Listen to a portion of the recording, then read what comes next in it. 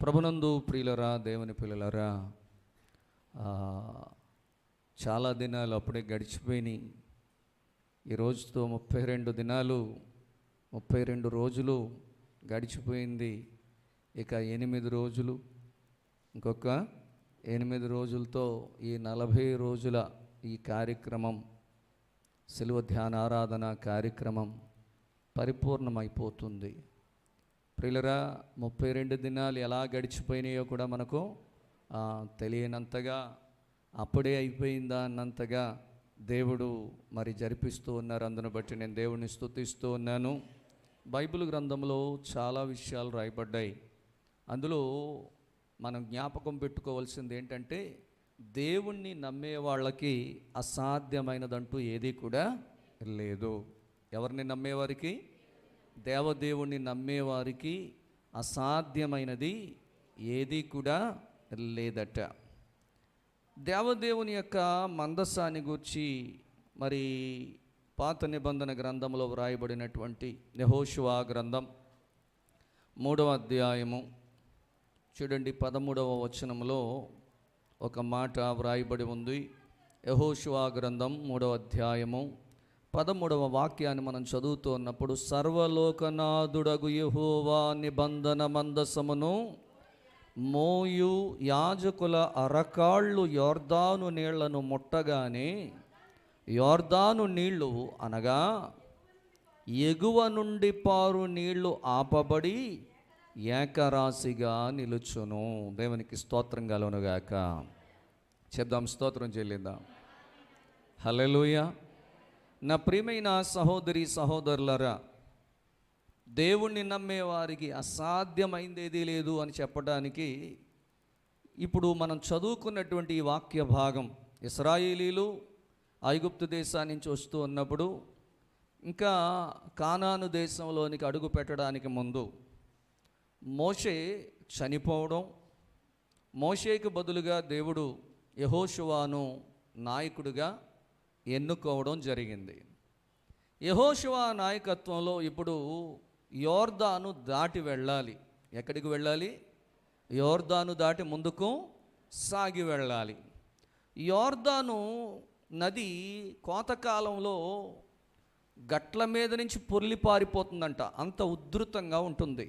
కాలువ కాదు సుమా, ఏంటది? నది.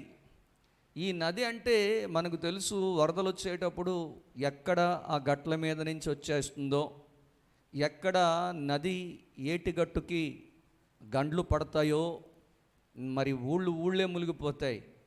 మరి యోర్దాను నది కూడా ఎలాంటిదంటే ఎగువ నుంచి కిందకి ప్రవాహంగా వస్తూ ఉంటుంది. అది కోతకాల సమయం. ఆ సమయంలో వేసవికాలంలో అయితే నీరు ఎండిపోయో తగ్గిపోయో పెద్ద ప్రవాహం ఏమీ కనిపించదు.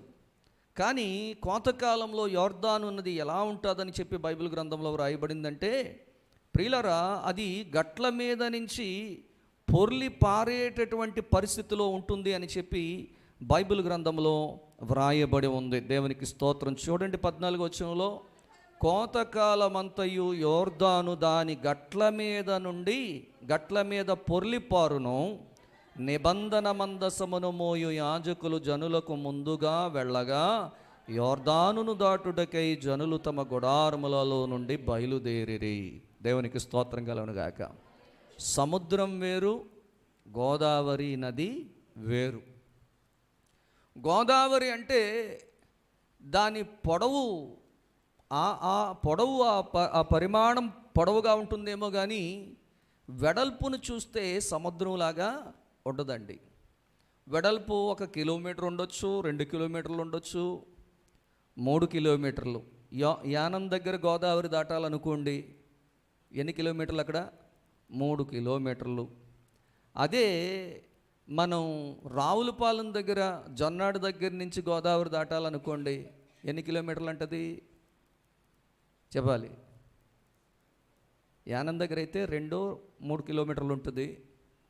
యానం దగ్గరది అయితే చిన్నది బ్రిడ్జ్. అదే రావులపాలెం దగ్గరికి వెళ్ళేటప్పటికి అది పెద్దది, మేబీ 4-5 కిలోమీటర్లు ఇంచుమించుగా ఉన్నట్టుగా ఉంటుందేమో. మరి కోటిపల్లి మీద నుంచి ఎందుకు బ్రిడ్జ్ వేయలేదంటే, ఇది కూడా చిన్నగానే ఉంది కదా అనుకుంటాం, కానీ కోటిపల్లి నుంచి బ్రిడ్జ్ వేస్తే ఎక్కడి వరకు వేయాలంట? ముక్తేశ్వరం వరకు కూడా. ఎక్కడి వరకుని?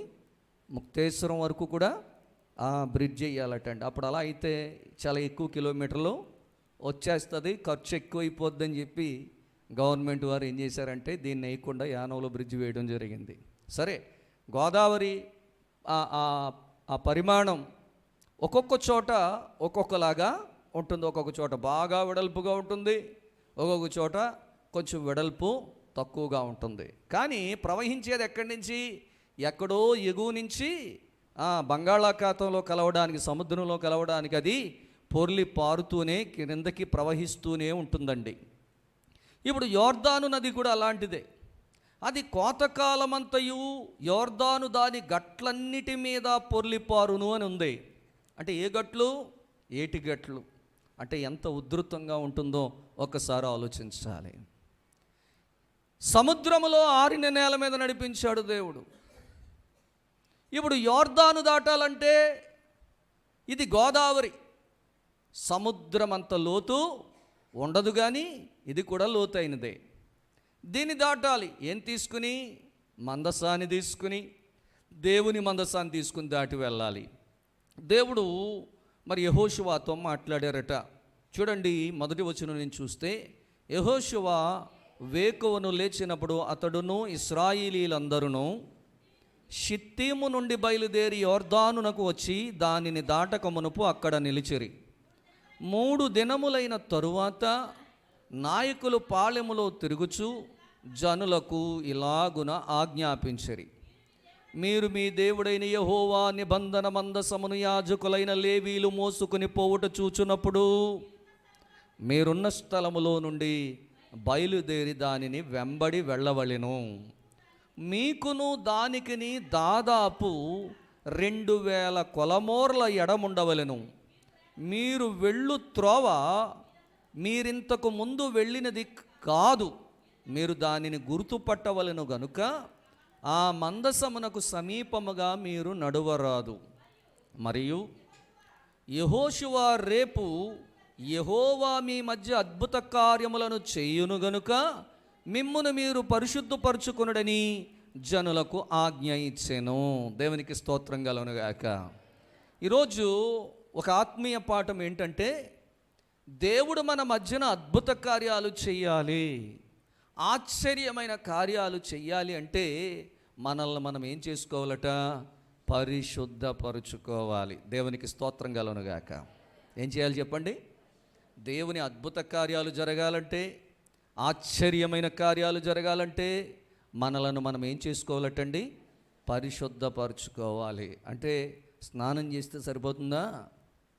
దేవునికి కావాల్సింది ఏ పరిశుద్ధత చెప్పండి? ఏ పరిశుద్ధత? హృదయ పరిశుద్ధత కావాలి, ఆత్మీయ పరిశుద్ధత కావాలి. దేవునికి స్తోత్రం కలుగునుగాక. హల్లెలూయా. ఈ పరిశుద్ధత గురించి మనం ఆలోచించాం.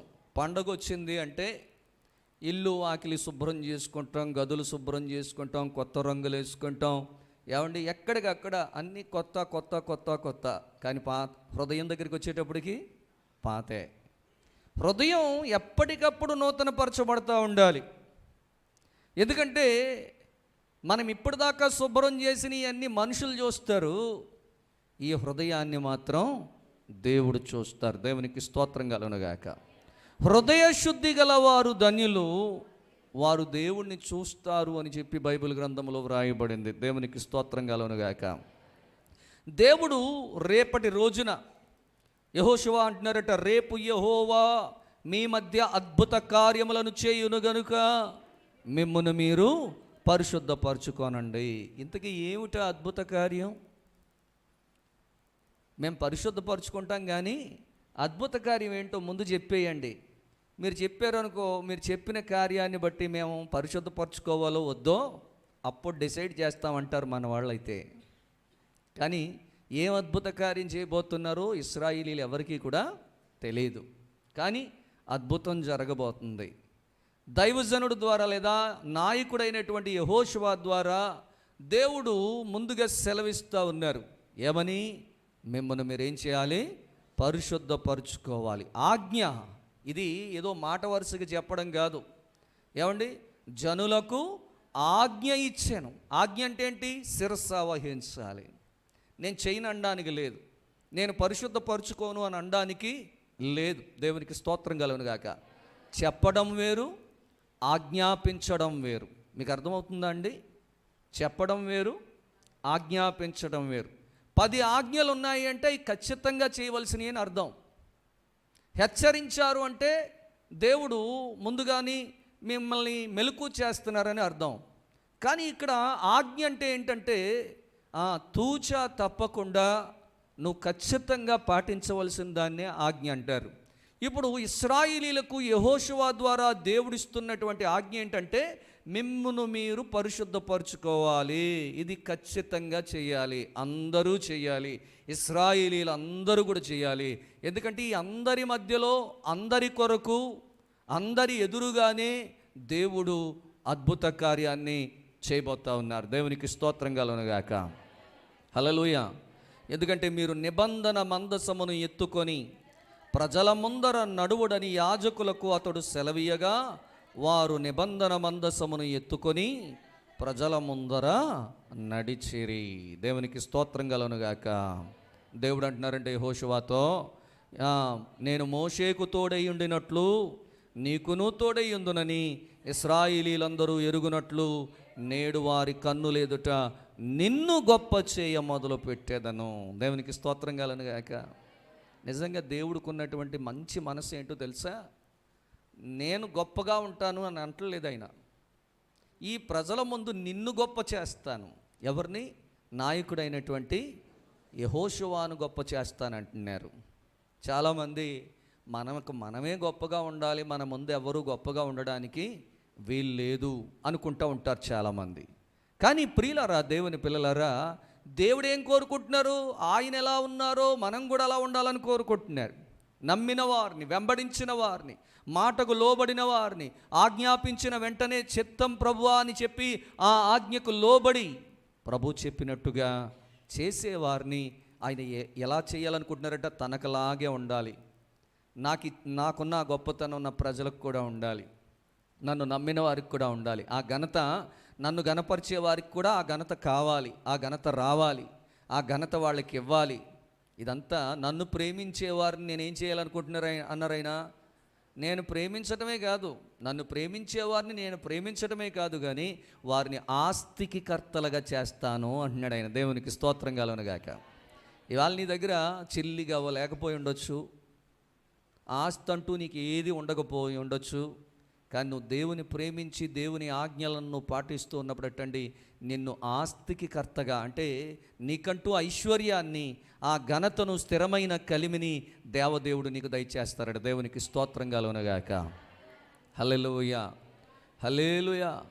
ప్రియులారా, దేవుని పిల్లలారా, నేను ఒక విషయాన్ని గమనించాను. నేను గమనించినటువంటి విషయం ఏంటంటే 96లో ఈ మందిరం కట్టబడింది. ఈ మందిరం ఎప్పుడు కట్టబడింది? 96వ సంవత్సరంలో మార్చి నెలలోనే అనుకుంటాను, తారీఖు 6వ తారీఖు అనుకుంటున్నాను నేను, నాకు పూర్తిగా సరిగా జ్ఞాపకం లేదు, కానీ మార్చి నెలలోనే 6వ తారీఖున 96వ సంవత్సరంలో 1996లో మందిర ప్రతిష్ఠ జరిగింది.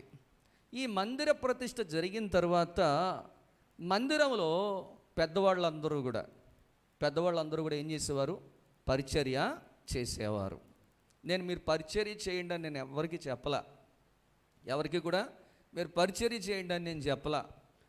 అందులో నాన్నగారు, మోషే గారు, యెషయా గారు, ఏమండి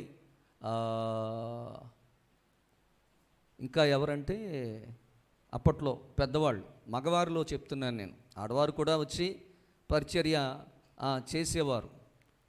ఎప్పుడంటే ఈ చర్చికి వెళ్ళలేసినప్పుడు, ఇలాంటివన్నీ చేసేటప్పుడు. కానీ ప్రతి ఆదివారం మాత్రం కృపావరం గారు, ఇలాగా కొంతమంది మరి ఖచ్చితంగా వచ్చి దేవుని మందిరంలో పరిచర్య, అప్పట్లో ప్రారంభంలో ఉన్న వారిని గురించి నేను చెప్తా ఉన్నాను, తర్వాత చాలామంది వచ్చి ఇప్పుడు పరిచర్య చేస్తున్నారు.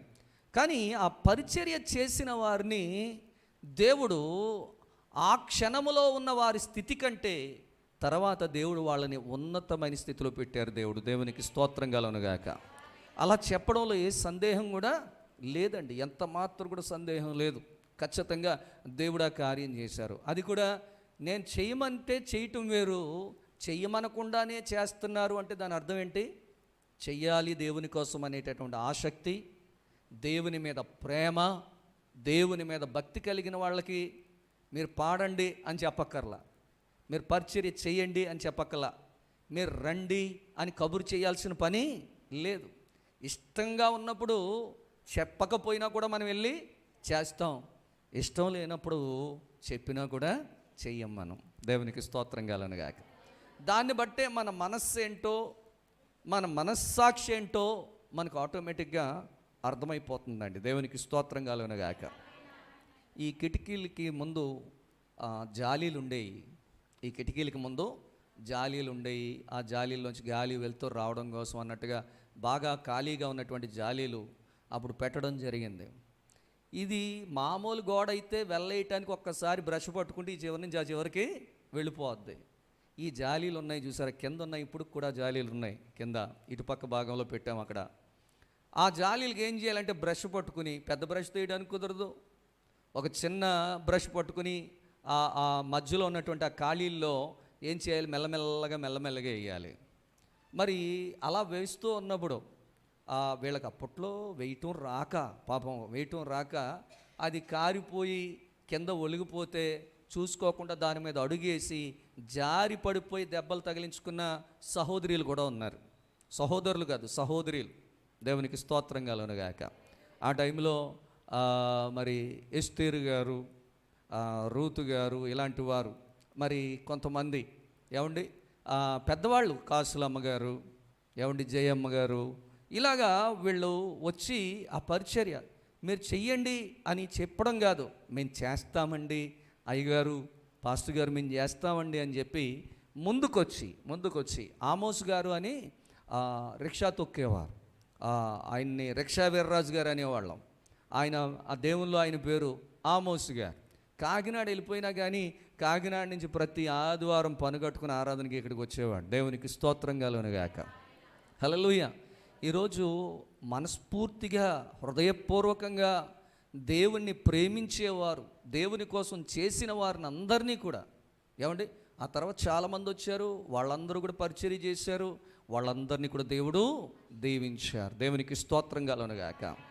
ఇష్టపూర్వకంగా చేయాలి. దేవుని కోసం ఎలా చేసినా మనం చెప్పి చేయటం వేరు, చెప్పించుకుని చేయటం వేరు, బ్రతిమలాడించుకుని చేయటం వేరు, చేస్తారా చేయరా అని 10 సార్లు అడిగించుకొని చేయడం వేరు, మనస్ఫూర్తిగా చేయటం వేరు. మనస్ఫూర్తిగా చేసే చోట బతిమలాడ్డాలు, రిక్వెస్ట్ చేయటాలు ఉండవండి. పనుందా? సరే అయితే మనం ఎప్పుడు చేయమంటారు ఏమండి, ఇలా అడుగుతాం మనం. ఎప్పుడు ఆసక్తి ఉన్నప్పుడు, దేవుని మీద ఆ భక్తి, దేవుని మీద ఆ ప్రేమ, దేవుని కొరకు నేను ఏదైనా చేయాలి అనేటటువంటి ఆ ఆశ మనకున్నప్పుడు ఏం చేస్తామంటే మనం ముందుగా పరిగెడతాం. కానీ అదేంటో చూడండి, కొంతమందికి ఎంత చెప్పినా వాళ్ళ కోసం ఎదురు చూసి ఫోన్లు చేస్తున్నా ఎత్తకుండా ఆఫ్ చేసేసో, స్విచ్ ఆఫ్ చేసేసో, ఇంకొకటో చేస్తూ ఉన్నారంటే ఏం అర్థం చేసుకోవాలి? వాళ్ళకి చేయడం ఇష్టం లేదు. దేవునికి స్తోత్రం కలుగునుగాక. హల్లెలూయా. ప్రియులారా, నేను అంటాను దేవుని కోసం ఈరోజు దేవుని కార్యాలు, ఎందుకంటే నన్ను ప్రేమించే వారిని నేను ఆస్తికి కర్తలుగా చేస్తాను అంటే నిజమే. ఆ పరిచర్య ప్రేమతో ఎవరైతే చేశారో పరిచర్య, దేవుణ్ణి ప్రేమించి దేవుని కోసం ఎవరైతే జీవించారో నమ్మకస్తులుగా, దేవుడు వారందరినీ కూడా ఈరోజు ఉన్నతమైన స్థానంలో పెట్టారు. చాలా టాప్ పొజిషన్లో, మంచి స్థానంలో, ఏ లోటు లేని స్థితిలో దేవుడు వారిని పెట్టారనడంలో ఏమాత్రం కూడా సందేహమో లేదండి. దేవునికి స్తోత్రం కలుగునుగాక. హల్లెలూయా. ప్రియులరా, దేవుని పిల్లలారా, అందుకని చూడండి, ఈ 5వ వచనానికి 6వ వచనానికి మనం చూస్తే మధ్యలో ఒక రోజు తేడా కనబడుతుంది. 5వ వచనం చెప్పిన రోజు 6వ వచనం తర్వాత రోజులోకి వెళ్ళిపోయింది. అప్పుడే చూడండి, అక్కడ మీరు నిబంధన మందసమును ఎత్తుకుని ప్రజల ముందర నడువుడని యాజకులకు అతడు సెలవీయగా వారు నిబంధన మందసమును ఎత్తుకొని ప్రజల ముందర నడిచిరి. అప్పుడు యెహోవా అన్నారు, ఇదిగో నేను ఈ ప్రజలు మోషేకు తోడుగా ఉన్నట్టుగా నీకు కూడా తోడే ఉన్నానని చెప్పి ప్రజలు తెలుసుకునేటట్లుగా వీరు ముందర నిన్ను నేనేం చేయబోతున్నాను, గొప్ప చెయ్య మొదలు పెట్టేదను. మొదలు పెడతాను అంటే ఆ ఒక్కరోజు చేసి ఊరుకోరు, ఇంకా ఆ రోజు నుంచి కూడా దేవుడు యెహోషువను గొప్ప చేస్తూనే ఉంటారన్నమాట అండి. దేవునికి స్తోత్రం కలుగునుగాక. నన్ను గనపరచువారిని నేను గనపరుస్తాను, నన్ను ప్రేమించేవారిని ఆస్తికి కర్తలుగా చేస్తాను. చూసారా ప్రియులరా, దేవుని పిల్లలరా, మొదలు పెడతాను అని చెప్పేసి అన్నారు. మీరు యోర్దాను నీళ్ల దగ్గరికి వచ్చి యోర్దానులో నిలువుడని నిబంధన మందసమును మోయే యాజకులకు ఆజ్ఞాపించు. అయ్యా, ఆ నిబంధన మందసాన్ని పట్టుకుని వచ్చిన వాళ్ళు యోర్దాన్ దగ్గరికి రావాలి, వచ్చి అక్కడ ఆగాలి. ఆ నిబంధన మందసాన్ని పట్టుకున్న వాళ్ళు ఏం చేయాలి, అక్కడ ఆగాలి. అలాగని ఆగమని చెప్పి దాన్ని పట్టుకొని నిలవబడమని చెప్పి ఆజ్ఞాపించాడండి. కాబట్టి చూడండి ప్రియులరా, యెహోషువ మీరు ఇక్కడికి వచ్చి మీ దేవుడైన యెహోవా మాటలు వినుడని ఇశ్రాయేలీయులకు ఆజ్ఞాపించి వారితో ఇట్లనెను, సర్వలోకనాథుని నిబంధన మందసం మీకు ముందుగా యోర్దానును దాటబోవుచున్నది గనుక జీవము గల దేవుడు మీ మధ్యన ఉన్నాడనియు ఆయన నిశ్చయముగా మీ ఎదుట నుండి కానానీయులను, హెత్తీయులను, హివ్వీయులను, పెరిజ్జీలను, గిర్గేషీయులను, అమోరీలను, యెబూసీయులను వెళ్ళగొట్టుననియు దీని వలన మీరు తెలుసుకొందురు. దేవునికి స్తోత్రం కలుగునుగాక. ఎన్ని రకాల ప్రజలు ఉన్నారు అక్కడ చెప్పండి? 1 కానానీయులు, 2 హిత్తీయులు, 3 హివ్వీయులు, 4 పెరిజ్జీయులు, 5 గిర్గేషీయులు, 6 అమోరీయులు, 7 యెబూసీయులు. దేవునికి స్తోత్రం కలుగునుగాక. వీళ్ళు ఎక్కడున్నారు? యోర్దానుకు అవతల ఉన్నారు. అవతల ఇన్ని రకాలైనటువంటి ప్రజలు ఉన్నారు. యోర్దాను దాటికి వెళ్ళిన తర్వాత వీళ్ళందరినీ జయించుకుని ముందుకు వెళ్ళాలి. దేవునికి స్తోత్రం కలుగునుగాక. హల్లెలూయా. అప్పుడప్పుడు మనం అనుకుంటాం ఈ గండం గట్టెక్కితే చాలు. ఇప్పుడు వీళ్ళ ముందున్న గండం ఏంటి? యోర్దాను ఒక పెద్ద గండం. యోర్దాను దాటి వెళ్ళిన తర్వాత ఇంకా ఎన్ని గండాలు ఉన్నాయంట? ఇంకో 7 గండాలు ఉన్నాయి. దేవునికి స్తోత్రం కలుగునుగాక. ఎన్ని గండాలు ఉన్నాయి? చెప్పట్లేదు మీరు ఎవరో కూడా. యోర్దాన్ అనేది ఒక గండం అనుకుంటే యోర్దానును దాటి వెళ్ళిన తర్వాత ఇంకెన్ని గండాలు ఉన్నాయి? ఇంకో 7 గండాలు ఉన్నాయి. ఇవి దాటించేటప్పుడు జరుగుతున్న కార్యాన్ని కనుక మీరు గుర్తిస్తే ఖచ్చితంగా ఆ 7 గండాలు కూడా దేవుడు దాటించబోతున్నాడు. ఇదే మీరు తెలుసుకోవలసిన సత్యం. దేవునికి స్తోత్రం కలుగునుగాక. జీవము గల దేవుడు మీ మధ్యన ఉన్నాడనియు ఆయన నిశ్చయముగా మీ ఎదుట నుండి ఈ 7 రకాలైనటువంటి ప్రజలను వెళ్ళగొట్టుననియు దేని వలన తెలుసుకుంటారు? యోర్దానును దాటడం ద్వారా తెలుసుకుంటారు. దేవునికి స్తోత్రం కలుగునుగాక.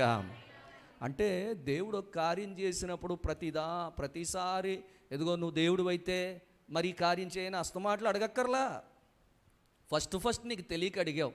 ఏమండి పేతురు గారు, నువ్వు నిజంగా దేవుని కుమారుడు అయితే, నువ్వు బోధకుడివే అయితే ఈ నీళ్ల మీద నడిచి రావడానికి నాకు ఆజ్ఞ ఇయ్యి అన్నాడు.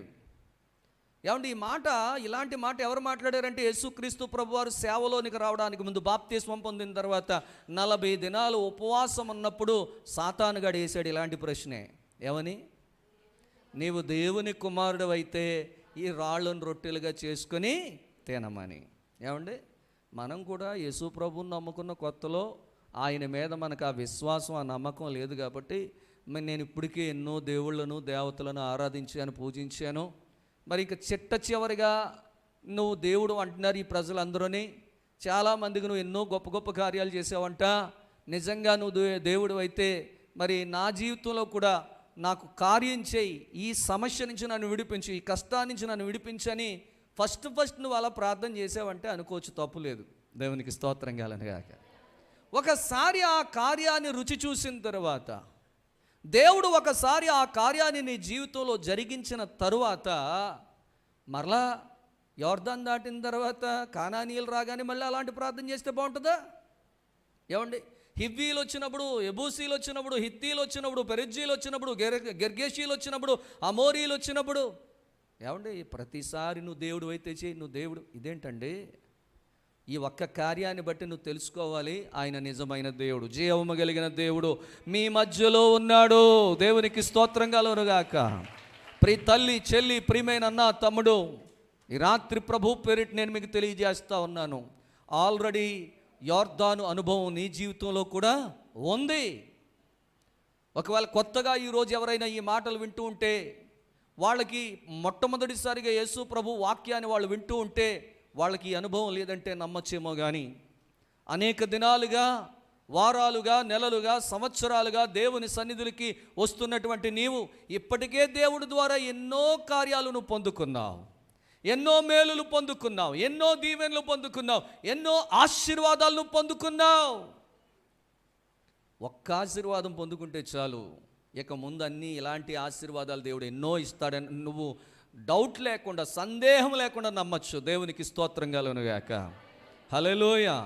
ప్రియులారా, దేవుని పిల్లలారా, ఎందుకంటే జీవము కలిగిన దేవుడు ఎక్కడున్నారట? మీ మధ్యలో ఉన్నాడు. లేకపోతే అసలు ఎర్ర సముద్రం 2 పాయల కింద విడిపోయిందంటే లేడా అప్పుడు ఆయన లేరా? అప్పుడు ఉన్నాడు ఆయన. మన్నా ఆహారం వచ్చినప్పుడు లేరా ఆయన? అప్పుడు ఉన్నారు. బండను కొడితే నీళ్ళు వచ్చినప్పుడు లేరా ఆయన? అప్పుడు ఉన్నారు. పగలు మేఘస్తంభముగా, రాత్రి అగ్నిస్తంభముగా నడిపించినప్పుడు లేరా? అప్పుడు ఉన్నారు. అంటే ఎప్పుడు కూడా ఉండి ఎన్ని కార్యక్రమాలు చేసినా ఎవరో ఒకరు మరలా ఏం చేస్తున్నారు? వెనక్కి మరలా లాగుతానే ఉంటున్నారు. దేవునికి స్తోత్రం కలుగునుగాక. హల్లెలూయా. ఏంటంట? ప్రతిసారి ప్రార్థన చేసినప్పుడు నువ్వు ఉన్నావని నిరూపించుకో దేవుడా. ఏంటి? ఆల్రెడీ చాలా కార్యాలు పొందుకున్నావు, చాలా మేలులు పొందుకున్నావు, మరలా ఏమని ప్రార్థన చేస్తున్నారు వీళ్ళు? నువ్వు ఉన్నావని నిరూపించుకో దేవుడా. దేవుడికి అంత అవసరం ఏంటి? నమ్మితే దేవుని కార్యం చూస్తావు. ప్రతిసారి నేనున్నాను. ఏమండి? అందుకనే అలాంటి వాళ్ళ కోసం దేవుడు చెప్పిన మాట ఏంటో తెలుసా? నేను ఉన్నవాడను అనువాడనై ఉన్నానంటారు. దేవునికి స్తోత్రం కలుగునుగాక. నువ్వు ఎప్పుడు కూడా మరలా ఉన్నావా లేదా అని అడగక్కర్లా. నేను ఎవరిని చెప్పండి? ఉన్నవాడను అంటున్నాడు ఆయన. ఇప్పుడు బయలు ప్రవక్తలందరూ కలిసి ఎలీషాతో పందెం వేసినప్పుడు, ఏలియాతో పందెం వేసినప్పుడు, ప్రియులరా, దేవుని పిల్లలారా, వాళ్ళు పొద్దుటి నుంచి సాయంకాల నైవేద్యం వరకు కూడా ఏమని ప్రార్థన చేశారట? Bylaw bylaw bylaw bylaw bylaw రా రా రా రా వచ్చి ఈ అర్పణ స్వీకరించు. సాయంకాలం వరకు వాళ్ళకి టైం ఇచ్చేసారు. ఇంకెంత టైం ఉంది? ఇంక పెద్ద సమయం ఏముంది చెప్పండి? సాయంకాలం నైవేద్యం సమయం అయిపోయింది. అబ్బాయి, పొద్దున్నుంచి మీరు సగం రోజు కంటే ఎక్కువే మీరు తీసేసుకున్నారు, ఇంకా చాలు మీకు, ఇక నా వంతు అని చెప్పి ఆయన చిన్న ప్రార్థన చేశాడంటే, అది కూడా ఏమన్నా తెలుసా? మీరున్నారని, మీరే నిజమైన దేవుడని ఈ ప్రజలు తెలుసుకునేటట్లుగా, వీళ్ళ కళ్ళు తెరవబడేటట్టుగా, ఎందుకంటే నువ్వు కార్యం చేస్తావని నాకు తెలుసు, నేను నమ్ముతున్నాను. వీళ్ళు తెలుసుకోవాలి కదా, ఎందుకంటే వీళ్ళందరూ ఎవరికి సపోర్ట్ చేస్తున్నారు? బయలు ప్రవక్తలకి సపోర్ట్ చేస్తున్నారు. కాబట్టి వాళ్ళలో ఉన్నటువంటి ఆ యొక్క అపోహ తొలగిపోయి, నీవు ఇంకా ఉన్నావని, నువ్వు కార్యం చేసే దేవుడు అని వీరు నమ్మునట్లుగా ఈ యొక్క అర్పణ అంగీకరించు దేవా అని చెప్పి ఇతడు ఇంకా ప్రార్థన ఆమెను అనకుండానే పైనుంచి అగ్ని దిగి వచ్చేసిందండి. దేవునికి స్తోత్రం కలుగునుగాక. చెప్పండి, స్తోత్రం చెప్పండి. హల్లెలూయా.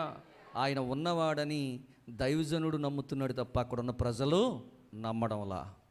ఈరోజు ఆయన ఉన్నవాడు అనేటటువంటి సత్యాన్ని మనము ఎల్లప్పుడూ జ్ఞాపకం పెట్టుకోవాలి.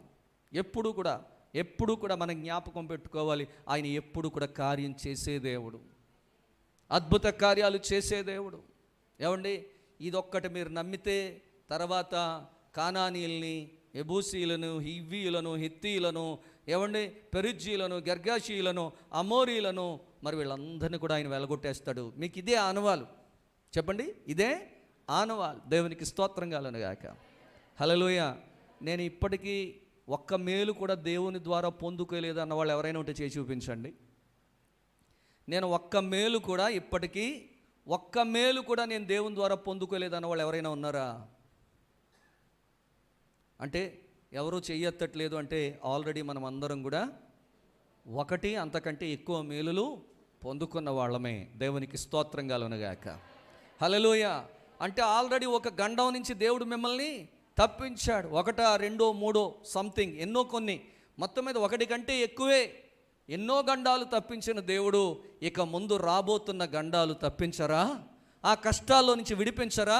ఒక కార్యం జరిగేటప్పటికే నీకు అర్థమైపోవాలి, ఇలాంటివి ఎన్నొచ్చినా కూడా నేను నమ్మిన దేవుడు జీవము కలిగిన దేవుడు, అద్భుతాలు చేసే దేవుడు, ఆశ్చర్యమైన కార్యాలు చేసే దేవుడు ఆయన. నా జీవితంలో ఎప్పుడు ఆయన కార్యాలు చేస్తానే ఉంటారు అనే విశ్వాసమును కలిగి జీవించాలి. దేవునికి స్తోత్రం కలుగునుగాక. చెప్పండి, స్తోత్రం చెప్పండి. హల్లెలూయా, హల్లెలూయా. దేవుడు చెప్పినటువంటి ఆ కార్యం ఏంటంటే, ఆ రోజు జరిగేటటువంటి అద్భుత కార్యం ఏంటంటే, ఈ మందస్సాన్ని మోసుకొని వెళ్తున్నటువంటి యాజకులు ఎవరైతే ఉన్నారో, ఈ మందస్సాన్ని పట్టుకుని ముందు వెళుతూ ఉన్నప్పుడు వీళ్ళకి ప్రజలు ఎంత దూరంలో వెళ్ళాలట? దాదాపు 2000 కొలమూరల ఎడము, అంటే దూరంగా ఉండాలి. దగ్గరికి వెళ్ళిపోకూడదంటే, ఎందుకంటే ఇప్పుడు మీరు వెళుతున్న దారి ఇంతకు ముందు వెళ్ళింది కాదు. అంటే ఇంతకు ముందు ఎప్పుడూ జరగలేని కార్యాన్ని దేవుడు, మీరు ఆ దారిని గుర్తుపట్టాలి. మరలా ఎప్పుడన్నా ఇలా రావాలనుకున్నప్పుడు ఆ దారి మీకు బాగా ఆనవాలుగా ఉండాలి. మీరు మందసం వెనకాలే వెళ్ళిపోతే ఆ దారి ఏంటో మీకు అర్థం కాదు. కాబట్టి 2000 కొలమూరల దూరంలో మీరు ఉండాలి. వీళ్ళటండి ఆ మందసాన్ని తీసుకుని వెళ్ళి మరి యెహోషువ చెప్పినట్టుగా యోర్దాను నది నీళ్ళ దగ్గరికి వచ్చారట. ఈలోగా ఉధృతంగా ఆ నది ఏమవుతుంది? పారుతుంది. ఎలా పారుతుంది? గట్ల మీద నుంచి బయటికి వెళ్ళిపోయేంతగా, పొర్లిపోయేంతగా పారుతుంది. అంటే గోదావరి ఎంత ప్రవాహం, ఎంత వేగంగా ఉందో ఒక్కసారి మీరు ఆలోచించాలి. దేవునికి స్తోత్రం కలుగునుగాక. గోదావరి ఎలా ఉంది? నిండు కొండలా ఉంది. ఇప్పుడు మనం కోటిపల్లి గోదావరికి వెళ్ళామనుకోండి, ఎక్కడో ఆ రావి చెట్టుకి కిందకి దిగి వెళ్ళి మనం లాంచీ ఎక్కాలి. అదే వరదలు వచ్చే టైంలో వెళ్ళామనుకోండి, ఎక్కడి దాకా వచ్చేస్తుంది? మెయిన్ రోడ్డు మీద వరకు ఏమండి నీరు, ఆ కింద ఉన్న షాపులు అవన్నీ, ఆ గుళ్ళు అవన్నీ కూడా మునిగిపోతాయండి. అంటే ఇప్పుడు చెప్పాలంటే ఏ విధంగా ఉందనుకుంటున్నారు? వరదలు వచ్చినప్పుడు గోదావరి ఎలా ఉంటుందో ఇప్పుడు గోదావరి కూడా ఎక్కడ యోర్దాను నది కూడా అలాగే ఉందన్నమాట. గట్ల మీద నుంచి పొర్లుతుంది. అంటే చెప్పాలంటే మనకి గోదావరి ఎప్పుడు కూడా గట్ల మీద నుంచి పొర్లుపోయేంతగా మనకి రాలేదని చెప్పాలి. దేవునికి స్తోత్రం కలుగునుగాక. అంత ఉధృతంగా ఉన్నటువంటి ఆ గోదావరి ఏం జరుగుద్ది అంటే, ఈ మందసం మోస్తున్న వాళ్ళు ఆ నీటిలోనికి వాళ్ళ పాదాలు పెట్టగానే, వాళ్ళ పాదాలు నీటిని తాకగానే ఈ ఎగువ నుంచి వస్తున్న నీరు ఏకరాశిలాగా అలా నిలబడిపోద్ది, అక్కడే ఆగిపోద్ది. దేవునికి స్తోత్రం కలుగునుగాక. ఏం చెప్తున్నారండి? ఎక్కడ ఆగిపోద్దట? దీన్ని ఎవరు ఆపగలరండి? ఇప్పుడు వరద భయంకరంగా వస్తే డ్యాములు ఏమైపోతున్నాయంట? కొట్టుకొని పోతాయేమో అని 1,00,000 క్యూసెక్కుల నీళ్లు, 70,000 క్యూసెక్కుల నీళ్లు కిందకు వదిలేస్తున్నారు. ఎందుకు వదిలేస్తున్నారు? వరద బాగా ఎక్కువైనప్పుడు వదలకపోతే ఏమవుద్ది? డ్యాము సహా కొట్టుకొని పోద్దండి. అలాంటి పరిస్థితుల్లో వీళ్ళ కాళ్ళు, ఎవరి కాళ్ళు? యాజకుల యొక్క కాళ్ళు, మందస్సాన్ని మోస్తున్నటువంటి వారి పాదాలు, మందసం వాళ్ళ భుజాల మీద ఉంది. వాళ్ళ కాళ్ళేమో ఆ నీటిని తాకగానే, వారి పాదాలు నీటిని తాకగానే ఏకరాశిలాగా నిలవబడిపోద్దని చెప్పారు. దేవునికి స్తోత్రం కలుగునుగాక. చెప్పండి, స్తోత్రం చెప్పండి. హల్లెలూయా, హల్లెలూయా. చూడండి ప్రియులారా, దేవుని పిల్లలారా, అక్కడ వ్రాయబడిన మాట 13వ వచనంలో, సర్వలోక నాదుడగు యెహోవా నిబంధన మందసమును మోయు యాజకుల అరికాళ్ళు యోర్దాను నీళ్లను ముట్టగానే, యోర్దాను నీళ్లు అనగా ఎగువ నుండి పారు నీళ్లు ఆపబడి ఏకరాశిగా నిలుచును. అంటే గడ్డకట్టిన ఐస్ ఎలాగుంటుందో ఆ వచ్చిందంతా ఏకరాశిగా, అంటే ఒక గుట్టగా. రాశి అంటే ఏంటి చెప్పండి? ఏకరాశి అంటే ఏంటి? ఒక పెద్ద గుట్టలాగా, అంటే గడ్డ కట్టుకుపోయిన ఒక మంచులాగా అలాగ ఆగిపోద్ది అంతే. ఎగువ నుంచి వస్తున్న నీరు ఏకరాశిగా ఆగిపోతుంది. అంటే ఇంక కిందకి రావడానికి నీరు లేదు. ఇప్పుడు ఇక్కడున్న నీరు ఎక్కడికి వెళ్ళిపోతుంది? పొలంలోకి వెళ్ళిపోతుంది. కింద నేల ఏమైపోయింది? ఆరిపోయింది. దేవునికి స్తోత్రం కలుగునుగాక. యోర్దాను దాటించి ఎరుకోను పడగొట్టి వాగ్దాన దేశము పొంద శక్తితో నింపితివి, యొర్దాను దాటించి ఎరికోను పడగొట్టి వాగ్దాన దేశము పొందాం, శక్తితో నింపితివి. స్తుతి పాత్రుడా స్తోత్రార్హుడా యేసు ప్రభో పూజార్హుడా. స్తుతి పాత్రుడా స్తోత్రార్హుడా యేసు ప్రభో పూజార్హుడా.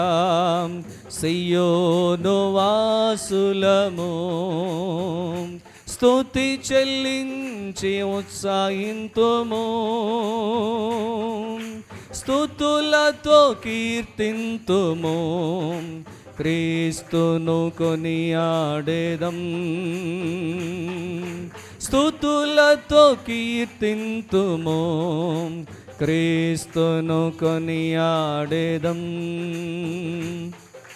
స్తుతి పాత్రుడా స్తోత్రార్హుడా యేసు ప్రభో పూజార్హుడా. స్తుతి పాత్రుడా స్తోత్రార్హుడా యేసు ప్రభో పూజార్హుడా. హల్లెలూయా, హల్లెలూయా. నిజమే, విమోచన గానములతో విజయ గీతములతో ఏమండి ఎవరు బయలుదేరారు? ఇశ్రాయేలీలు బయలుదేరారు. ఎక్కడి నుంచి? ఐగుప్తు దేశాన్ని నుంచి బయలుదేరారు. దాటుకుంటూ దాటుకుంటూ దాటుకుంటూ ఒక్కొక్క గండం. ఈ గండాలన్నీ దాటగలుగుతున్నారంటే కారణం ఎవరు చెప్పండి? వారికి తోడై ఉన్న దేవుడు, జీవము కలిగిన దేవుడు. నేను అంటాను, జీవితం అనేది ఇశ్రాయేలీలు ఐగుప్తు నుంచి కానాన్ దేశం ప్రయాణం చేసిన యాత్ర లాంటిది. మన జీవితం కూడా ఇందులో మధ్య మధ్యలో అద్భుతాలు ఉంటాయి, ఆశ్చర్యకార్యాలు ఉంటాయి, కరువు ఉంటుంది, సమృద్ధి ఉంటుంది, కష్టం ఉంటుంది, ఏమండి బాధలు ఉంటాయి, అన్నీ ఉంటాయి. కానీ మనం ఇక్కడ గ్రహించాల్సింది ఏంటంటే వాటితో పాటుగా మనతో పాటు యేసు కూడా ఉంటారు. దేవునికి స్తోత్రం కలుగునుగాక. యేసు ఉన్నారు కాబట్టి, యెహోవా దేవుడు వారితో ఉన్నారు కాబట్టి అవన్నీ, ఆ గండాలన్నీ దాటుకుంటూ గట్టెక్కుకుంటూ వచ్చారు వాళ్ళు. నిజంగా ఒకవేళ దేవుడు వారికి తోడుగా లేకపోతే వీళ్ళ ప్రయాణం ఎక్కడ ఆగిపోను? అసలు ప్రయాణం ఉండునేటండి. అక్కడ మోషే ద్వారా ఎన్నో అద్భుతాలు చేసిన తర్వాత గ్రీన్ సిగ్నల్ ఇచ్చాడు. ఎవరు? ఫరో చక్రవర్తి. అప్పటిదాకా గ్రీన్ సిగ్నల్ ఇచ్చాడు. ఆయన వెళ్ళటానికి ఒప్పుకున్నాడా? ఒక అద్భుతం చేస్తే వెళ్ళిపోమనివాడు, మళ్ళీ ఆగిపోమనివాడు. మళ్ళీ ఇంకో అద్భుతం చేస్తే వెళ్ళిపోమనివాడు, మళ్ళీ ఆగిపోమనివాడు. ఇలాగ ఒకటి కాదు, రెండు కాదు, అనేకమైన చేసిన తర్వాత సంహారదూత వచ్చి ఐగుప్తు తొలిచూలుగా పుట్టిన మగపిల్లలందరినీ సంహరించిన తర్వాత ఇంకా అస్సలు క్షణం మాత్రం మీరు ఉండదు, వెళ్ళిపోండి అన్నాడు. అప్పుడు బయలుదేరారండి వీళ్ళు. మోషేకు తోడుగా ఉండి ఇశ్రాయేలీలను పగలు మేఘస్తంభముగా, రాత్రి అగ్నిస్తంభంగా ఉండి ఎవరు నడిపిస్తున్నారు? నాయకుడు మోషేయే, కానీ నడిపించేది ఎవరు? దేవుడు. దేవునికి స్తోత్రం కలుగునుగాక. నడిపించేది దేవుడు. నిజమే, ఆ దేవుడే లేకపోతే పోనీ అక్కడ జరిగిన మరి ఐగుప్తులో నుంచి బయటికి తీసుకొచ్చిన తర్వాత దేవుడు వదిలేశాడు అనుకోండి, ఎర్ర సముద్రం దగ్గరికి వచ్చిన తర్వాత ఆ కార్యం జరుగుద్దా? సముద్రం దాటి ఉండేవాళ్ళ మళ్ళీ తరుముకొచ్చాడు కదా ఫరో చక్రవర్తి. వీళ్ళని బాధ పెట్టిన ఫరో చక్రవర్తి కానీ ఆయన సైన్యం కానీ ఇంక జీవితంలో ఎన్నడూ ఉండకూడదు అనుకున్నారు దేవుడు. అందుకని అక్కడ దాకా రానిచ్చాడు ఆయన. వీళ్ళు ఎర్ర సముద్రం దాటిన తర్వాత వీళ్ళందరినీ సముద్రంలో ఏం చేశారంటే ఆయన నాశనము చేసినట్లుగా బైబిల్ గ్రంథంలో వ్రాయబడింది. దేవునికి స్తోత్రం కలుగునుగాక. హల్లెలూయా. సముద్రం లాంటి ఒక గండం, ఆ గండాన్ని దాటలేదా? అడుగడుగున ఎన్నో ఇబ్బందులు దాటుతున్నారు. ఎవరి వల్ల దాటగలుగుతున్నారు? నేనంటాను, నీ జీవితంలో కూడా సమస్యలు ఉన్నాయి, నీ జీవితంలో గండాలు ఉన్నాయి, నీ జీవితంలో కష్టాలు ఉన్నాయి, నీ జీవితంలో బాధలు ఉన్నాయి, నీ జీవితంలో ఇబ్బందులు ఉన్నాయి. అయితే వీటన్నిటిని దాటుకుంటూ వెళ్ళాలంటే మనకు కూడా ఎవరుండాలి? తోడుగా ఎవరుండాలి? యేసుక్రీస్తు ప్రభువారు తోడుగా ఉండాలి. అందుకే తోడుగా ఉండే దేవుడు కాబట్టి ఆయనను ఇమ్మానుయేలు అన్నారు. ఇమ్మానుయేల్ అనే మాటకు అర్థం ఏంటంట? ఆ పేరు ఎవరి పేరు? ఇమ్మానుయేల్ అనే పేరు ఎవరిది? దేవుని పేరు, యేసయ్య పేరు. ఇమ్మానుయేలు అను మాటకు దేవుడు మనకు తోడై ఉన్నారని అర్థము. దేవునికి స్తోత్రం కలుగునుగాక. హల్లెలూయా, హల్లెలూయా, హల్లెలూయా. కాబట్టి తోడై ఉండే దేవుడు, నువ్వు పిలిస్తే చాలు నీ తోడుగా ఉండే దేవుడు నీతో ఉన్నప్పుడు నువ్వు దేనికి కూడా భయపడవలసిన పని లేదు. దేవునికి స్తోత్రం కలుగునుగాక. నేను అంటాను, చచ్చే వరకు, చచ్చే ముందు రోజు వరకు, ఆ చనిపోయే ముందు గడియ వరకు కూడా ఏ గండం వచ్చినా కూడా నాకు భయం లేదు. ఎందుకో తెలుసా? దాని నుంచి నన్ను విడిపించడానికి నా యేసయ్య ఎప్పుడు నాకు తోడుగా ఉంటారు. నేను నమ్ముతున్నాను. మీరు నమ్ముతున్నారా? నాకు తోడుగా ఉంటారని కాదు, మీకు కూడా తోడుగా ఉంటారని నమ్ముతున్నారా? ఎస్, ఖచ్చితంగా ఆ దేవుడు మీకు కూడా తోడుగా ఉంటారు. ఎవరైతే నమ్ముతారో వాళ్ళందరికీ దేవుడు తోడుగా ఉంటారు. జీవము కలిగిన దేవుడు తోడుగా ఉన్నారనే విషయం యోర్దాను నదిలో వీళ్ళ పాదాలు, అరికాళ్ళు తాకగానే ఆగిపోయిందంట, రాశిగా ఆగిపోయిందంట. అంటే గడ్డగట్టుకుపోయిందటండి, గడ్డగట్టుకుపోయింది, రాశిగా ఆగిపోయిందటండి. ఇప్పుడు నీరేమీ లేదు, అక్కడ ఉన్న నీరేమో సముద్రంలో కిందకి వెళ్ళిపోయింది, పైనుంచి వచ్చే నీరేమో గడ్డగట్టుకుని అక్కడ ఆగిపోయింది, ఏకరాశిగా ఆగిపోయింది. ఇప్పుడు ఆరిపోయింది నేల. యోర్దాను హ్యాపీగా వెళ్ళు. దాటిన తర్వాత మందసం ముందు వెళ్ళిపోయిన తర్వాత యాజకులు ఆ మందసాన్ని తీసుకుని ముందు వెళ్ళిన తర్వాత వెనకాల హాయిగా ఆ 2000 కొలమూరల ఎడము దూరంలో వీళ్ళు బయలుదేరి యోర్దాను నదిని దాటి అవతలికి వెళ్ళారట. దేవునికి స్తోత్రం కలుగునుగాక. చెప్పండి, స్తోత్రం చెప్పండి. హల్లెలూయా, హల్లెలూయా. ప్రియులారా, దేవుని పిల్లలు, ఎక్కడెక్కడ ఆగిపోయిందో రాయబడింది 15వ వచనంలో చూడండి. అప్పుడు ఆ మందసమును మోయేవారు యోర్దానులో దిగిన తరువాత మందసమును మోయు యాజకుల కాళ్ళు నీటి అంచున మునగగానే పైనుండి పారు నీళ్లు బహుదూరమున సారేతాను నొద్దనున్న ఆదామను పురమునకు దగ్గరగా ఏకరాశిగా నిలిచెను. లవణ సముద్రమును అరాబా సముద్రమునకు పారునవి బొత్తిగా ఆపబడెను. దేవునికి స్తోత్రం కలుగునుగాక. ఈ యోర్దాను నది నుంచి వచ్చే నీళ్లు ఒక సముద్రంలో కలవట్లేదట. ఎన్ని సముద్రాల్లో కలుస్తున్నాయి చెప్పాలి? 2 సముద్రాలు. 2 సముద్రాల పేర్లు చెప్పాడు అక్కడ. ఏమేంటి సముద్రం అది? లవణ సముద్రమును ఆరాబా సముద్రమునకు పారునవి బొత్తిగా ఆపబడెను. ఒకటే సముద్రం అనుకుంటాను, లవణ సముద్రమును ఆరాబాను అంటే ఆ సముద్రానికి 2 పేర్లు అన్నమాట అండి. ఎన్ని పేర్లు? 2 పేర్లు, ఒక పేరు కాదు. దాన్నే లవణ సముద్రం అంటారట, దాన్నే ఆరాబా సముద్రం అని కూడా అంటారట. ఆ పారేటటువంటి నీరు బొత్తిగా ఆపబడెను. ఏమండి, ఒక ఊరికి ఆదాము గారి పేరు కూడా ఉంది ఇక్కడ. ఏ పురం అంటది? ఆదామను పురమునకు దగ్గర. ఎక్కడివి? సారేతాను నొద్దనున్నటువంటి ఆదామను పురమునకు దగ్గర. ఎక్కడో దూరంగానే, వీళ్ళ దగ్గరికి వచ్చి ఆగిపోలేదు, దూరంగానే ఆగిపోయినాయి అంటండి, బొత్తిగా ఆగిపోయినాయి అంటండి. వీళ్ళు హ్యాపీగా చూడండి, అక్కడ రాయబడింది, జనులు ఎరుకో ఎదుటను దాటగా యెహోవా నిబంధన మందసమును మోయు యాజకులు యోర్దాను మధ్య ఆరిన నేలను స్థిరముగా నిలిచిరి. జనులందరూ యోర్దానును దాటుట తుదమొట్టు వరకు ఇశ్రాయేలీలందరూ ఆరిన నేల దాటుచూ వచ్చిరి. దేవునికి స్తోత్రం కలుగునుగాక. హల్లెలూయా, హల్లెలూయా. ప్రియులరా, దేవుని పిల్లలారా, వాటిని ఆపినవాడు, ఆ గండాన్ని ఆపినవాడు, ఆ గండాన్ని దాటించినవాడు. నేను అంటాను, ఈరోజు నీ జీవితంలో ఎదురవుతున్న గండాలు కానీ, కష్టాలు కానీ, శ్రమలు కానీ, ఇబ్బందులు కానీ, ఎందుకంటే వచ్చేవి మామూలుగా రావట్లేదు, ప్రవాహంలాగా వస్తున్నాయి.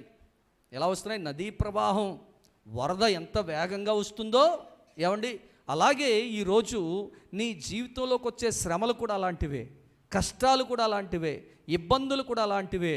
కాకపోతే మనం ఒకటి మర్చిపోతున్నాం, ఏంటంటే జీవము కలిగిన దేవుడు మనతో ఉన్నారు. ఇది ఎప్పుడు మర్చిపోకండి. ఏదొచ్చినా కూడా, ఎటువంటి శ్రమ వచ్చినా కూడా, ఎటువంటి సమస్య వచ్చినా కూడా, ఎటువంటి కష్టం వచ్చినా కూడా, జీవము కలిగిన దేవుడు ఎవరితో ఉన్నారు చెప్పాలి? నాతో ఉన్నాడు. చెప్పండి అందరూ కూడా. ఎవరు? ఆ మాట పూర్తి చేసి చెప్పండి. ఉన్నారా? ఇది పెదాలతో చెప్పినట్టు అనిపించింది, మనసుతో చెప్పినట్టు అనిపించాలా నాకు? హృదయపూర్వకంగా చెప్పండి. అంటే కొంచెం గట్టిగా చెప్తే హృదయంతో చెప్పినట్ట. అది ఎక్కడి నుంచి రావాలి? మీరు నిజంగా హృదయంలో నుంచి ఆ మాట చెప్తే, ఆ హృదయంలో నుంచి ఆ మాట చెప్పినప్పుడు మీ ముఖంలో గొప్ప ధైర్యం కనబడుతుంది. నాకు ఎక్కడ కనిపించలా, నాకు కనిపించలా. నేను చెప్తున్నాగా, హృదయంలో నుంచి ఆ మాట వచ్చినప్పుడు మొహంలో ఏముంటుంది? జీవము కలిగిన దేవుడు నాతో ఉన్నారన్నప్పుడు ఆ మాట చెప్తున్నప్పుడే మన ముఖంలో ఏం కనబడుతుంది? గొప్ప ధైర్యం, మామూలుగా కాదు. ఇప్పుడు చూడండి, పిల్లలు చూడండి, ఎవరైనా బలవంతుడు వెనకాల ఉన్నాడంటే, పిల్లలు కానీ ఎవరైనా సరే చూడండి, చిన్న కుక్క పిల్ల అయినా సరే ఏదైనా తరువుకు వస్తుంటుంటుంటే పరిగెట్టి పరిగెట్టి పరిగెట్టి తన యజమాని ఎదురుకుండా కనబడగానే ఆగిపోయి వెనక తిరుగుతుంది. ఎవరిని చూసి? మీ ఇంట్లో పెంచుకునే కుక్క పిల్ల, బయటిది ఎక్కడిదో కాదు. మీ ఇంట్లో పెంచుకునే కుక్క పిల్లకే మీ మీద ఏముంది? అది ఏదో తరువుకు వస్తుంది, దానికంటే పెద్దదేదో పరిగెత్తుకుని పారిపోయి తోక ముడుచుకుని వచ్చేది ఎదురుకుండా నిన్ను చూడగానే ఏం చేస్తా చెప్పు? తోక మళ్ళీ పైకి లేస్తుంది, ఒక్కసారి సడన్ బ్రేక్ వేసినట్టు ఆగిపోద్ది, ఆగిపోయి వెనక్కి తిరిగి ఆయ్ ఏంట్రా అన్నట్టు చూస్తుంది. ఎందుకంటే ఎవరిని చూసి ఆ ధైర్యం చెప్పాలి? కనీసం దానికి ఉన్న ధైర్యం అన్నా కనబడుతుందా మన ముఖంలో? చెప్పాలి. ఇప్పుడు దేవునికి స్తోత్రం కలను గాక. జీవము కలిగిన దేవుడు నీతో ఉన్నారనే మాట చెప్తున్నప్పుడు ఒక పొగరు ఎలాంటిది ఉంటుందో తెలుసా? ఒక గర్వం. అతిశయించేవాడు ఎవరిని బట్టి? దేవుణ్ణి బట్టి అతిశయించాలి. దేవునికి స్తోత్రం కలుగును గాక. హల్లెలూయా, హల్లెలూయా. నా ప్రియమైన వారులారా, దేవుని పిల్లలారా, దేవుడు ఎంత గొప్ప కార్యాన్ని మరి జరిగించారో మనం ఇక్కడ గమనించాలి. నిజమే, నిజమే. జీవము కలిగిన దేవుడు ఉంటే ఎవరి జీవితంలోనైనా సరే ఎటువంటి గండాలు వచ్చినా కూడా భయం లేదు, భయపడవలసిన పని లేదు. దేవునికి స్తోత్రం కలుగును గాక. హల్లెలూయా. ఇమ్మానుయేలైన నా దేవుడు నన్ను, వచ్చు కదా పాట, పాడండి.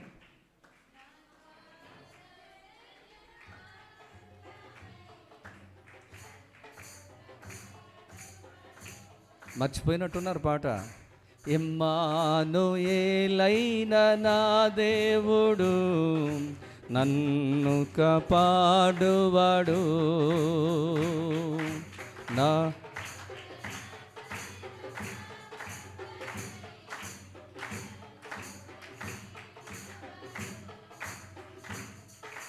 నేనెన్నడూ భయపడను, నా యేసు తోడుండగా.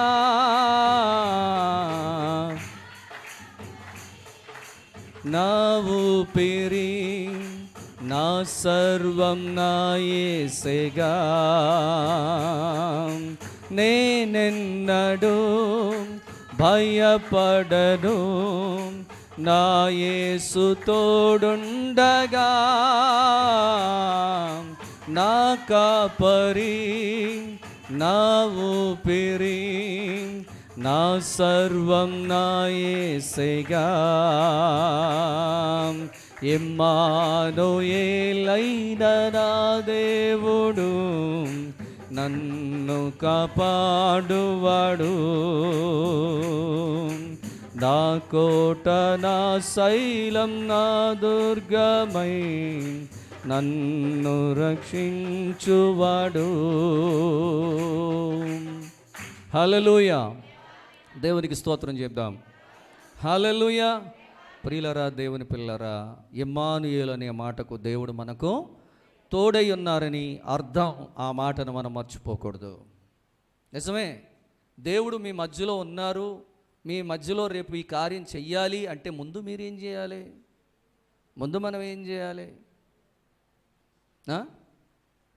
నేను ఒకటి ప్రశ్న అడుగుతాను, సమాధానం చెప్పేస్తే ముగించేసుకుందాం. ఏమండి, ఇప్పుడు లెంట్ డేస్ అంటున్నాం, సిలువ ధ్యాన ఆరాధనలు అంటున్నాం.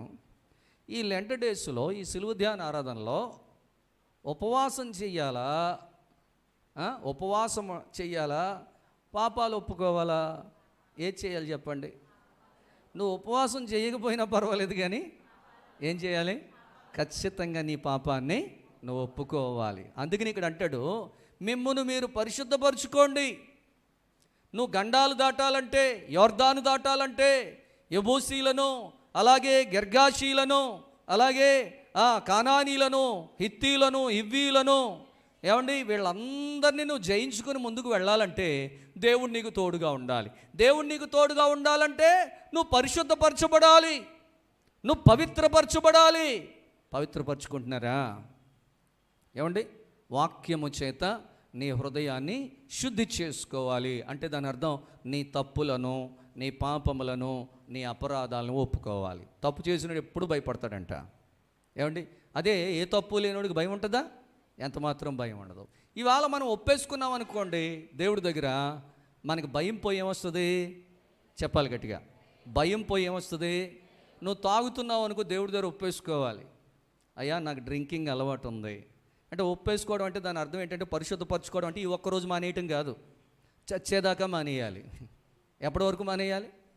నువ్వు చచ్చేదాకా, భూమి మీద బ్రతికున్నంత వరకు కూడా నువ్వు ఆ తాగడం మానేయాలి, ఆ దొంగతనం చేయడం మానేయాలి, ఆ వ్యభిచారం చేయడం మానేయాలి, ఆ మోసం చేయడం మానేయాలి, ఆ బూతులు తిట్టడం మానేయాలి, ఆ గొడవలకి వెళ్ళటం మానేయాలి, ఆ కోపంతో నీ ఇష్టానుసారంగా నువ్వు ప్రవర్తించే ప్రవర్తన ఉందే దానిని విడిచిపెట్టేయాలి. దేవునికి స్తోత్రం కలుగునుగాక.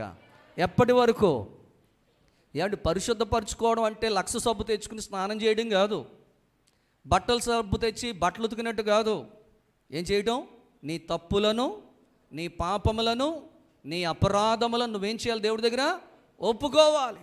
ఇది ఒప్పుకోకుండా మనం ఎన్ని రోజులు ఉపవాసాలు చేసినా ఉపయోగం లేదు. దేవునికి స్తోత్రం కలుగునుగాక. హల్లెలూయా చెప్పండి, స్తోత్రం చెప్పండి. హల్లెలూయా. అవి ఒప్పుకుంటున్నావా? మనం ఒప్పుకోవడం మానేసి నేను 3 రోజులు ఉపవాసం ఉంటున్నాను, వారం రోజులు ఉపవాసం ఉంటున్నాను, పగలంతా ఉపవాసం ఉంటున్నాను, ఒక రోజంతా ఉపవాసం ఉంటున్నాను అంటే సుఖమేముంది? దేవుడి కార్యాలు చేయాలంటే నీకు తోడుగా ఉండాలి. నీకు తోడుగా ఉండాలంటే నిన్ను నువ్వు ఏం చేసుకోవాలి? పరిశుద్ధపరచుకోవాలి. ఇశ్రాయేలీలకి యెహోషువ ఇదే మాట చెప్తా ఉన్నాడు. దేవునికి స్తోత్రం కలుగునుగాక. ఇశ్రాయేలీలతో మాట్లాడుతున్న దేవుడే ఈరోజు మనకు కూడా ఆ వాక్య భాగంలో నుంచి ఆత్మీయ పాఠాన్ని దేవుడు నేర్పిస్తున్నారు. దేవునికి స్తోత్రం కలుగునుగాక. నేర్చుకోవాలి. గండాలన్నీ గట్టెక్కి దేవుని కృపతో జీవము కలిగిన దేవుడు నీకు తోడుగా ఉండి గండాలన్నీ దాటుకుని నువ్వు ముందుకు సాగిపోవాలంటే ఖచ్చితంగా నిన్ను నువ్వు పరిశుద్ధపరచుకోవాలి. పరిశుద్ధపరచుకోవడం అంటే చేసిన తప్పులన్నీ కూడా ఒప్పుకోవాలి. అప్పుడు నువ్వు ఉపవాసం ఉండు, ఫలితం ఉంటుంది. ఎప్పుడు నీ పాపములను ఒప్పుకున్నప్పుడు, పరిశుద్ధపరుచుకున్నప్పుడు, పవిత్రపరుచుకున్నప్పుడు. ఈరోజు ఈ వాక్యం వింటూ ఉన్నప్పుడు నీలో పశ్చాత్తాపం కలగాలి. అరే దేవుడు నాతోనే మాట్లాడుతున్నారు. ఇగో తాగుడు మానేయమంటున్నారు అంటే బల్లారాధన రోజున మానేయడం కాదు, ఏదో వారం రోజులు మానేసి నెల రోజులు మానేసి మళ్ళీ మొదలు పెట్టడం కాదు. ఏమండి, జీవితాంతం దేవుడు అది తప్పు అంటే దాన్ని మానేయాలంతే. బ్రతుకున్నంతకాలం ఎవరి కోసం బ్రతకాలి? దేవుని కోసమే బ్రతకాలి. దేవునికి స్తోత్రం కలుగునుగాక. ఇశ్రాయేలీలు చాలామంది అటోకడుగు ఇటోకడుగు, కాసేపు ఒప్పుకోవడం, మళ్ళీ తిరిగి చేయడం, మళ్ళీ ఒప్పుకోవడం, మళ్ళీ తిరిగి చేయడం, ఇలాగ చేసిన వాళ్ళందరూ కూడా కానాన్ దేశానికి ఎవరు అలా చేసిన వాళ్ళందరూ కూడా అరణ్యంలో కూలిపోయారు, రాలిపోయారు అని ఉంది బైబిల్లో. ఆ మార్గ మధ్యలో పుట్టినటువంటి కొత్త జనాంగం వెళ్ళారంట, కానీ అక్కడ ఐగుప్తు నుంచి బయలుదేరి వెళ్ళిన వాళ్ళలో మోషే కూడా వెళ్ళలేదు. దేవునికి స్తోత్రం కలుగునుగాక. చెప్పండి, స్తోత్రం చెప్పండి. మరి అటోకడుగు ఇటోకడుగు వేసి కాసేపు ఇలాగన్న వాళ్ళందరూ కానానికి చేరకుండా అరణ్యంలో కూలిపోతే పరమకానానికి మనం ఎలా చేరుకుంటామా? చేర్చబడతామా? ఆ దీవెన పొందుకుంటామా? ఆశీర్వాదం పొందుకుంటామా? ప్రియులరా, ఈలోగా ముందు గండాలు దాటాలి కదా. మన ముందు బోల్డ్ గండాలు. తెల్లారు లేస్తే ఏదో ఒక గండం, తెల్లారు లేస్తే ఏదో ఒక సమస్య, తెల్లవారు లేస్తే ఏదో ఒక కష్టం, తెల్లవారు లేస్తే ఏదో ఒక బాధ, ఏదో ఒక ఇబ్బంది. ఇవన్నీ మన ఎదురుగా ఉన్నాయి అంటే ఇమ్మానుయేలు అనే దేవుడు నీకు తోడుగా ఉండాలి. జీవము కలిగిన దేవుడు నీతో ఉండాలి. అలా ఉండాలంటే నిన్ను నువ్వు పరిశుద్ధపరచుకోవాలి. ఆయన తోడుగా ఉంటే భయంకరమైన ఎక్కడో ఎగువ నుంచి ప్రవహిస్తున్నటువంటి యోర్దాను నది నీళ్ళు ఎక్కడ ఆగిపోయినాయి అంట? ఆదామనుపురం దగ్గర ఏకరాశిగా ఆగిపోయినాయి. సముద్రంలోకి వెళ్ళే నీరు ఇంకా వెళ్లకుండా ఆగిపోయినట్లుగా బైబిల్ గ్రంథంలో రాయబడింది. నిజంగా దాన్ని ఎవరు ఆపగలమండి? ఎవరూ ఆపలేము. అలాంటి దాన్నే ఆపారు ఆయన. నీ సమస్యలో లెక్క, నీ కష్టాలకు లెక్క, నీ ఇబ్బందులో లెక్క, నీ గండాలకు లెక్క, ఎలాంటి దాన్ని అయినా సరే ఆపడానికి నువ్వు నమ్మిన దేవుడు, నేను నమ్మిన దేవుడు, మనమందరము నమ్ముకున్న దేవుడు, ఇమ్మానుయేలు అనే దేవుడు సమర్థుడు. ఆయనకు అసాధ్యమైనది ఏది కూడా లేదు అని చెప్పి దేవుని యొక్క వాక్యం సెలవిస్తుంది. నా ప్రియ తల్లి, చెల్లి, ప్రియమైన అన్న, తమ్ముడు, ఈ యొక్క రాత్రికాల సమయంలో ఒకవేళ నువ్వు ఆ గండాలు దాటలేక క్రింద మీద పడిపోతూ, హైరాణ పడిపోతూ, వేదనతో, దిగులుతో కుమిలిపోతూ ఉన్నావేమో. నీ జీవితంలో ఆల్రెడీ ఇప్పటికే ఎన్నో కార్యాలు చేశాడు దేవుడు. మరలా కొత్తగా ఇంకో కార్యం చేస్తేనే నమ్ముకోవాల్సిన అవసరం నీకు లేదు. రుచి చూశావు, దేవుడు ఉత్తముడని రుచి చూశావు, అద్భుతకరుడని రుచి చూశావు, స్వస్థపరిచేవాడని రుచి చూశావు, ఆశీర్వదించేవాడని రుచి చూశావు. ఇక అనేకమైన రుచులు ఎన్నో ఆయనలో నువ్వు చూశావు. చూసి ఇప్పుడు మరలా ఎందుకు సందేహిస్తున్నావు అంటే మరలా తిరిగి నువ్వు పాపంలో పడిపోతున్నావు కాబట్టి. అందుకని మరలా నూతనంగా నువ్వు దేవుని కార్యాన్ని నువ్వు చూడాలనుకుంటే గనక, దేవుడు మీ మధ్యలో కార్యం చేయాలంటే మిమ్మల్ని మీరు పరిశుద్ధపరచుకోండి. జీవము కలిగిన దేవుడు మీతోనే ఉన్నారు, ఎక్కడో లేరు, మనతోనే ఉన్నారు.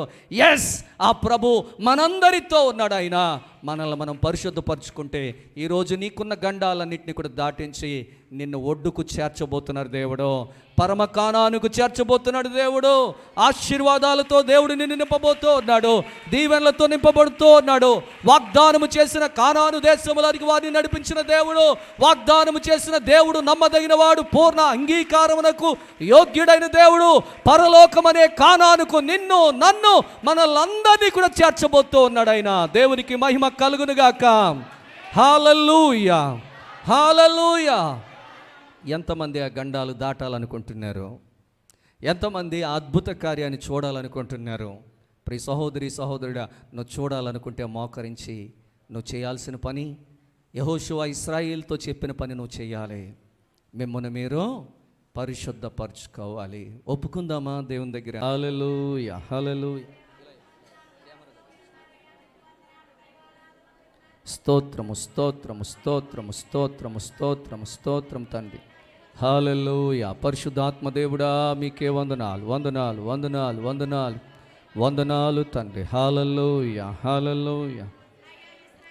గొప్ప దేవా, మీకే వందనాలు, వందనాలు, వందనాలు, వందనాలు.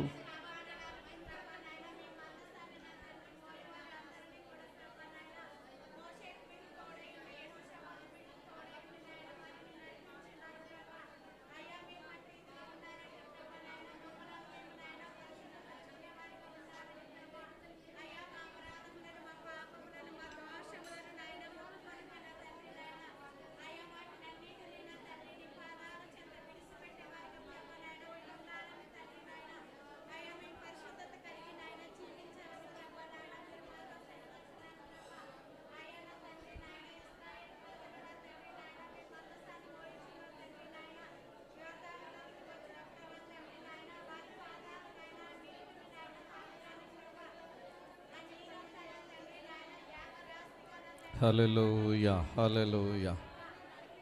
తండ్రి దేవా, మీకే వందనాలు, వందనాలు, వందనాలు, వందనాలు, వందనాలు, వందనాలు, వందనాలు బాబు. స్తోత్రము, స్తోత్రము, స్తోత్రము, స్తోత్రము, స్తోత్రము, స్తోత్రము, స్తోత్రము, స్తుతి స్తోత్రముల ప్రభువా. హల్లెలూయా, హల్లెలూయా, హల్లెలూయా.